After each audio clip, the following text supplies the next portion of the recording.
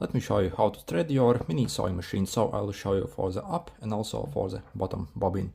So first things first, on your sewing machine they already come with these tiny spools. So we simply remove this thing over here and you see you have basically these spools, but you can use pretty much any size spool on it, so you do not actually have to use this cap over here. We are going to use this for better demonstration here. Also, before you start, also make sure to put up your presser foot. So otherwise basically the tensioning discs actually can't properly grab the basically thread over here. So again, make sure the foot is up before you start.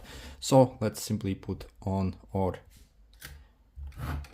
thread over here on the spindle over here, and then you see you have this tensioning like attachment over here. So what we are going to do is simply take our thread here, so and simply loop it underneath here. Okay, so it's actually a bit tricky. So you see what I have done here. So it's simply going from the under through here. And then you see this tiny knob here. You see it actually moves up and down, wobbles. So we're simply going to take our thread and basically loop it under it. So like this, you see I'm simply lifting it up a bit. And see I can get basically the thread underneath it as this, you see. Okay, then I'm simply going to take my thread and feed it through this tiny slot over here. So this is a tensioning slot. So you see I'm simply putting it inside here, and then we are going to basically loop it underneath here, as you see, underneath here. But before we do it, we actually have to take our thumb wheel and turn it on our direction. So you see this arm actually gets up here. So you see what we can do. So again, loop it like this through this hole over here, and then we are simply going to push it through this tiny hole here. Okay, so you see what I'm doing, simply pushing it through here like this. You see. Okay, so you see what happened. Actually this like lower part actually went away from us. So again, this sometimes happens. So again, make sure to verify that it actually goes through here, loops here, goes here through this, and then we have to, I suggest to simply like extend the thread a bit so we have more to work with.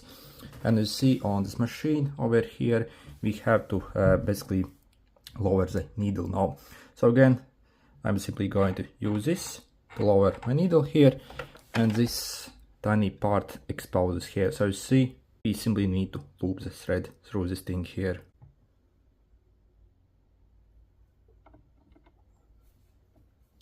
Okay,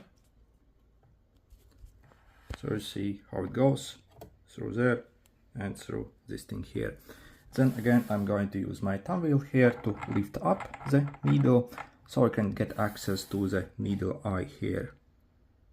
Okay, and then we basically need to feed the thread through the needle, and we have to basically go from the front to the bottom, so from front to the bottom. So either you can feed the thread through the needle eye as normally by eye, or you can also use this tiny tool included inside the box.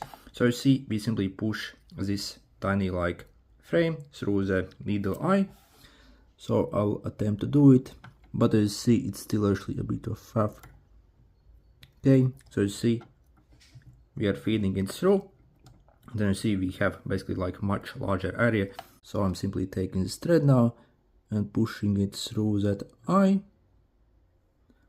Okay. Then you see what happens once I pull it. I see the needle eye gets threaded. Absolutely awesome. And now let's do the bottom bobbin. So we are going to simply remove this, and you see you have place for your bobbin. So we are simply going to take our bobbin and position it in this direction, so with a thread on this side, making letter P, so like this, and we're simply going to drop inside here. So again, simply drop it inside, and next what we have to do is simply maybe take some 10 centimeters, so we have some 10 centimeters basically, and leave it like this. So you see how I have left it here, exactly like this. And next what I'm going to do is, with this hand I'm going to simply take this thread, so the bottom thread, so the blue one I have over here, and I'm going to simply hold it like this and put tiny bit of tension on it, so we can actually guide it better through. Then with this hand I'm going to actually operate this hand wheel, and I'm going to turn it in my direction. So you see I'm simply turning it, so we simply need to do one full action here. And you see what happens, basically underneath this blue thread actually catches this white thread, and if we continue a bit, you see the white thread actually gets pulled up. So this machine basically looped the white thread where it needed automatically. So next I'm simply going to take my scissors here and simply push basically these threads here like this, and basically we need to leave them either on this side or on the back, and then we can basically push down the feet and start sewing. Okay, let me show you once more, basically up close. So you see this white bobbin is making letter P here. So you see, make sure it is like this. Again, I'm simply holding this a bit, so make sure to lightly hold it. If you do not hold it, it actually will fail most often. So again, I'm simply operating my wheel. And you see, eventually you see this like blue thread is coming out and catching the white thread. You see how cool, and you see basically it gets popped up. Okay, again you can simply take the scissors here and basically pull the threads out. Okay, and you see, yeah, absolutely awesome system actually on this sewing machine here. Okay, and then we can simply replace our plastic cover and we are good to go. Again, also when it comes to the tensioning wheel, make sure so for most things it should be at maybe like 4 or 5 or maybe 3.